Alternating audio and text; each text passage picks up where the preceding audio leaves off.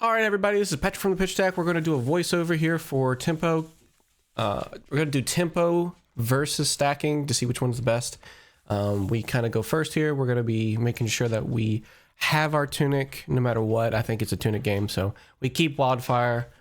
We don't want to send it straight away, but we could have for some damage plus potions and things like that. But this mangle doesn't really affect us all too much as well, since it doesn't really have any counters on us currently. We still have the open the floodgates for tempo, so it still allows us to be able to get something off this AB3. They are rocking AB3, which seems to be the best thing, but it's the wrong combination, I think. So game 2, I think, also should be like your normal bout of what you should be equipping as Jarl versus Kano. So he gets crumble really early, which is unfortunate. Natty Jarl, basically. So we're going to be losing our boots somewhat soon. So we kind of set up, which is good because we've already got a wildfire. So that's good. I think if you're going tempo, that you should find wildfire ASAP. There was a consideration to Kano there, because look, we could have got a depot. It would have been probably other things to Kano off the top in terms of like damage is good. I'm doing tempo damage, but we could also set up slightly because we've already got a counter, and it's just it's only a limited amount of time before these actually blow up, basically. Which I think that just puts a counter on another piece of equipment. But this person doesn't know Kano all that well, so it's just equipment counter on nodes instead of on your on my hat, Ragamuffin's hat. So we're just sending tempo damage. That's all we care about. But this person does take it back, so they take it back. Unfortunately, we saw what we were going to see later on, but we're going to keep this blue just as a spare blue. Again, we want to make sure that we can send some type of damage. So what we could have done is, of course, if the person was thinking through a lot, we would have not want Arcane Twinning. We can just Kano twice. But we're going to just go with the flow of not being able to see the top. So we're going to do the same thing. Kano. We want to see both of the two combo pieces there at the end. We want to see flare, which is good, but we have two resources not being put towards nodes because that'll die, and it'll be another resource not noded onto flare. So flare and wildfire does not get the node, unfortunately, because that's going to just go away, because we don't have tunic. I think also if we're going to have tunic, if we see a counter on one of our equipment early, I think that's also an indication to not pop tunic. I shouldn't have popped tunic there. I think I was a little greedy on my resources, because we can still have a Kano activation. So we're able to do that. We don't want to get a frostbite. We're able to put this potion into play because we can potentially just arsenal if we don't like what we see off of the spindle. So that's why I do it, even though the counter is coming up soon and it gives us another equipment slot to have a frostbite. Typically 2 is max that you would see, unless they just happen to draw fucking insane, which would be like what Winter's Bite, and another ice, which is 3, but I don't think there's 4. I don't think you would be able to get 4, so we just bought him the Sonic. Spinal Crush is coming in. We just take it because we had a good chunk of damage of being saved, because they have to take a turn off to be able to destroy our equipment, right? And we can just do it in response rather than other people. So other people just have to have their equipment dead, and we can use it before it's quote unquote dead.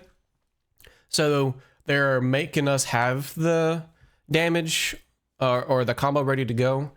So I think I messed up slightly here. I think I should have just played the snapback and then that way, because this is my action point instead of arc. I can't clear my arsenal, so I was thinking wrong. So I just play the snapback. It's still damaged somewhat, but I should have just played the potion instead. It is still technically tempo damage, so we're fine with that. It's just later on we're gonna have to play this potion, and of course we get the Channel Lake Frigid when we don't want it. But I think we could have, if we cleared out the potion, we could have just played the potion as our action point and just played the snapback with the blue with the arc, and then we could have possibly gone off because we had 2 potions then, but it's still a little bit iffy with these cards. But we're gonna Kano with 5 resources. We see a blue, we want to keep that. I think I make the right choice here. Let me know in the comments about which one I want to pitch, because Flare can be somewhat of a good card to keep in for tempo, but this actually gets over his AB over the Flare. We don't care about the Wildfire. We're not going to see a Depot anytime soon. So this is actually kind of interesting. They just send the Mangle, but what's interesting here is that I find myself just blocking 3. I know I can't do anything. It's kind of a reset, but we had thought that we couldn't really do anything with the resources because Channel Lake Fridge is going to come up with the Frostbite, but they put the flow counter for the mountain as well. So that way they make sure that we die quicker with the Frostbite tax that way. We do see an Oaken Old fused here. I think we just have to block a little bit to preserve life and then just take it and hope we get something on our turn here, but we were just hoping for a blue, honestly, because we had a 67% chance of getting something pretty nice. Just Kindle, have a blue, toss out the Wildfire, but we're using our potions on our turn so we can just effectively do more damage and chip down slightly.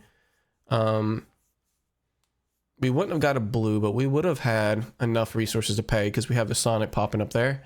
Another Channel Lake Frigid, which kind of sucks that we're seeing post combo, because for the Heart of Ice tempo, Jarl, I think that's also something that they can just do Heart of Ice into Channel Lake Frigid, and we're just really, really taxed out. So here is like 2 is the most that they will be able to give us, and in terms of Frostbite. So we have to pay 6 resources here to play this lesson buffed, which is not great, but we're still sending somewhat of damage. And if they allow us, which we can because it's buffed, we get to choose what goes on top. And so we can like get a Cindering, we can get a Kindle, so they back up and then see about redoing the AB here. Oh, they want to do a Tunic, which is odd. That is super duper odd. That they just did an AB3 and they just want to get the Tunic. That's so weird. So we do want to get Cindering. So that's good. We're playing some more tempo. We're wanting to push damage. Potions are better on our turn because we can push damage when we see a good hand that's useful, like the Swells. We don't have anything going on here, so we can just double block and save some life, or at least block 3, because we could translate the twinning into 1 damage, but it's still 3 life over 1 damage. So I do block 3 here, but it's also to the point where I can Kano something and then in return see what else is like. It's more chip damage in a way. So maybe that was the wrong call. It would be technically over blocking, but it would be still preserving life. So we take 2 damage or give 1 damage. I think honestly we give 1 damage either way because we didn't get lucky off the top. So we send Wildfire, we put the Cindering in the arsenal, which is good because I think Cindering is key for any type of Jarl, because unfortunately his kit's just going to make it to where our equipment breaks really easily. So anytime our equipment will break, we need to be prepared to be able to send something through post combo, which is actually really cool. Here as an example, we keep it to where we see a blue floods, and then with his pitch it looks like it's exact, so there could be a red, so we're just going to bait this red coming in. So they would have to have a blue to be able to pay for all this and stop the surge, so we can double block anyways, like we were going to plan to. So we keep this Kindle for our arsenal and then play the potion for the depot, so we have a technically a quote-unquote worse rags at that point. So we can still double block like we had wanted to do. So we pass through there like before. Playing the depot's super nice post combo. And then we just happen to get 4 blues. So our post combo here is looking pretty good, especially with Kindle and Arsenal.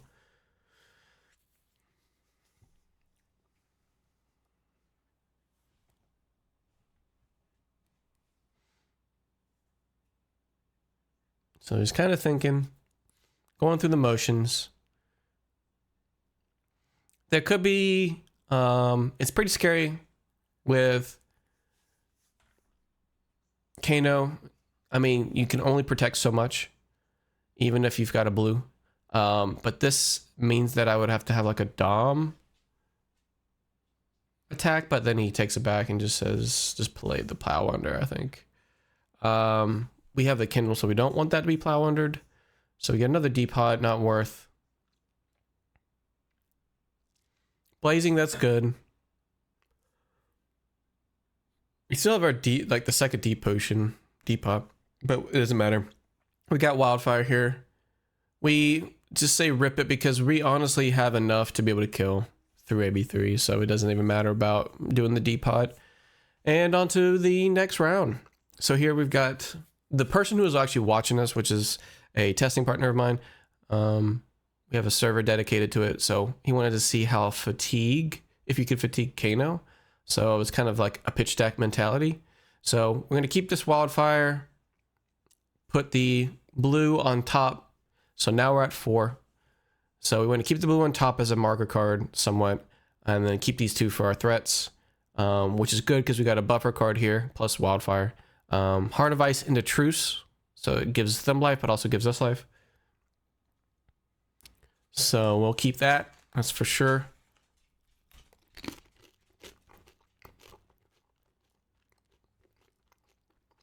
Unfortunately, we didn't side out the Kindles because we didn't think about that. That should be a thing. However, you don't know if Jarl is going to be fatigue or not, and you need to stack them. So keeping it in is always going to be called, but unless you know that they certainly are fatigue, you need to keep it in, or you need to take it out, but just keep it in normally. So this is just fatigue Oldham, so they do have Oasis. We're still at technically 8 now. And then we want to make sure that we draw so that way we can keep the next Kindle for more pressure, even though it doesn't really matter. We could Kindle here for the overflow, but we could get a shitty blue. We can still use it mostly on our turn because the damage isn't going to give us what we need. So we did wildfire into our buffer piece. So we have another buffer piece in the form of blue overflow here. So now we're up to 12 or maybe 13 because we may have bottom on eye. 12 or 14. 12, 13, 14, some of that. So now we're at 15. And we still do want to send this spindle. Even though it doesn't replace, we could have done something there. So now we're at like 18-ish. We did bottom the wildfire because we make sure that the gaze is going to be there too. So we get another gaze. So we saw all 3 of our gazes really well, which really, really, really helps out. And we've seen it blazing. So that's one of the problems that Kano has right now, is that if we don't see our buffer cards early on as well as our combo pieces, then surviving the second cycle matters more based on our RNG. So we were able to see 2 wildfires at the beginning, along with all 3 gazes, as well as another buffer piece in the form of blue overflow. So we can still get that to draw us cards as a quote unquote tome. So now we can kind of move things along with the buffer of gaze blue blue into overflow blue blue into gaze blue blue, because the two blues that are going to be pitched are going to be the ones we would draw from overflow. And then now we still have gaze as well. So we're going to bottom. I think we keep top. I lost count in the game. I'm going to lose count so that way I can kind of tell you guys post edit how I went about things, but I think I did a little bit different here. There's no way to like, I could swell tidings the one from banish rather than arsenal, because now I don't have an arsenal. I don't have a banish. So basically the one that was in banish was useless. So that was one place I messed up on. But I think I was just trying to get an arsenal, but there's no better arsenal than swell tidings, honestly. But I knew that the depot was there. I think that's why I did it. So now we have the two blues there. That goes along with gaze, I think. Yeah. So then we have the two blues that will be alongside of the blue overflow. Now we have two blues, which will go with the gaze, plus another swell tidings, which is nice.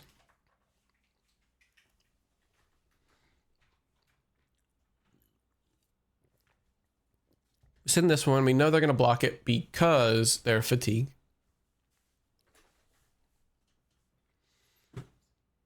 We could send this lesson. We send it with this. So now that we have it in the stack, we can have a like swell at the end of a gaze. And then now depot doesn't really it's not worth it right now. They can send CNC, but it's still like not what we really want to see right now being played. So we're going to get our boots blown up anyways. So might as well just use our tunic, because there is the possibility later on of it getting a counter and then dying later to mangle or whatever. So we pop tunic for boots, and then we can play the spindle here, which gives us the most opt type of deal.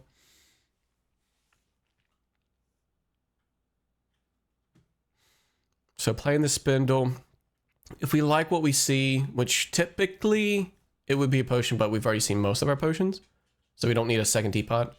And they just happen to have the Oasis here, which is from Arsenal. Which is nice, I guess, to back up what we're going to send.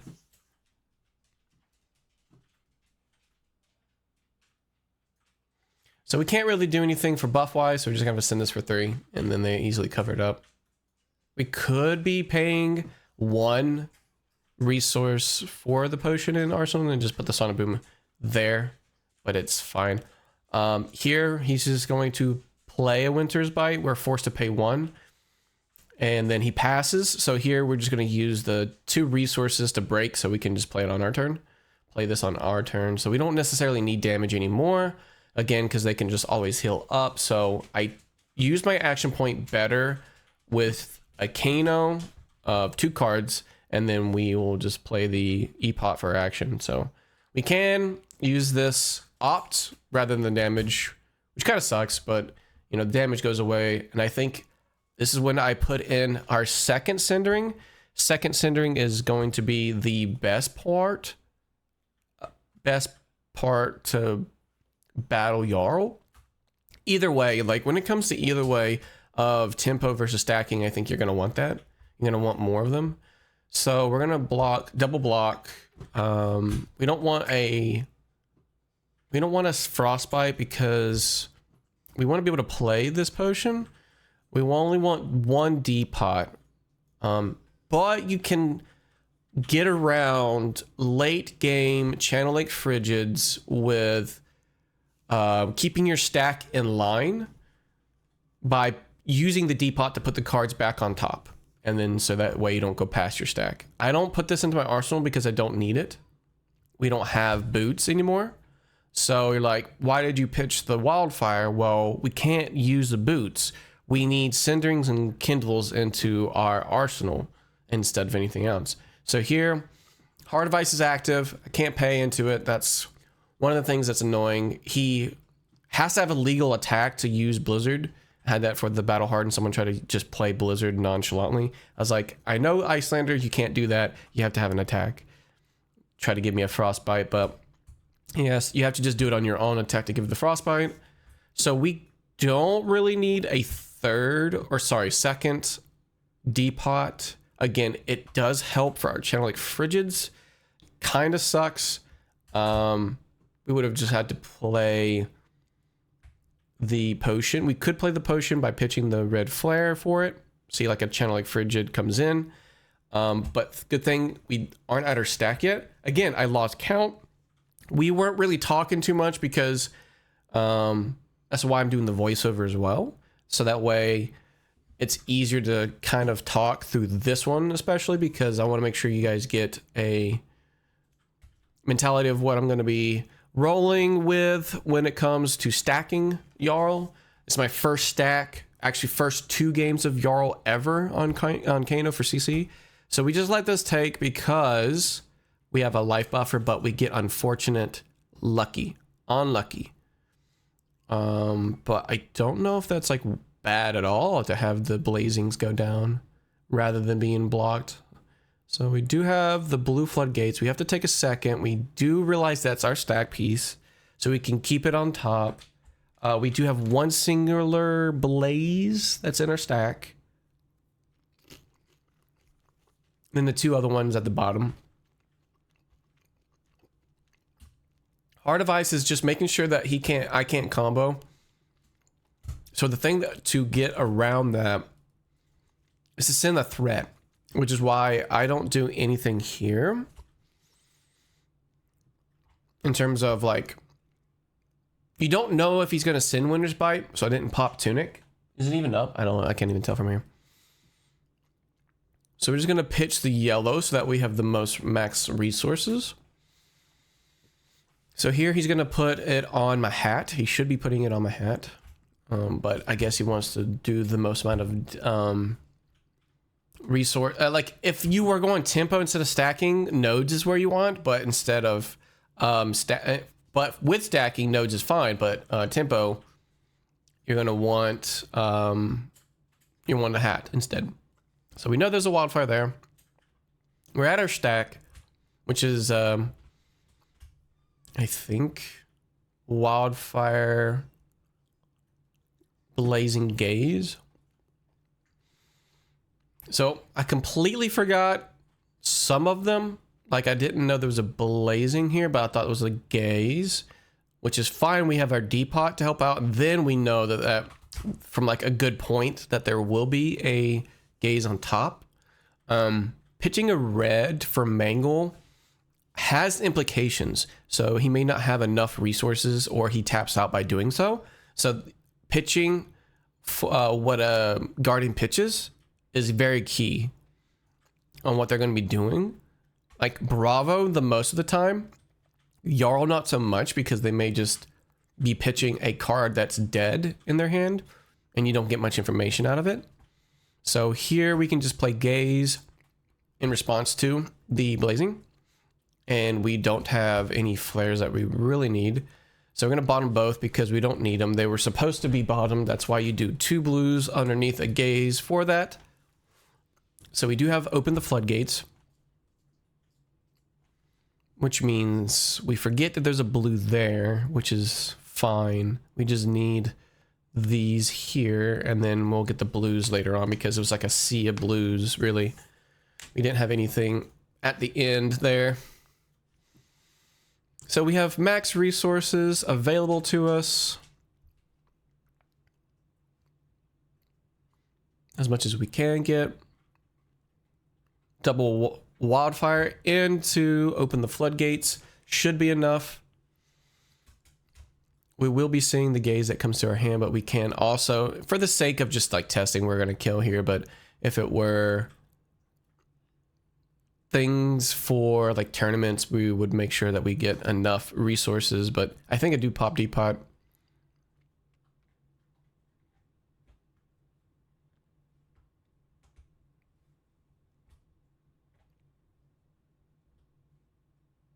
Yeah, I could pop depot if I wanted to, but like the blazing just straight up kills and we can go off of like a zap here. So we just pop depot, making sure that the zaps are, there's 2 zaps right there at the end. So we can just make sure that they're there. So we kill through AB3 HUI.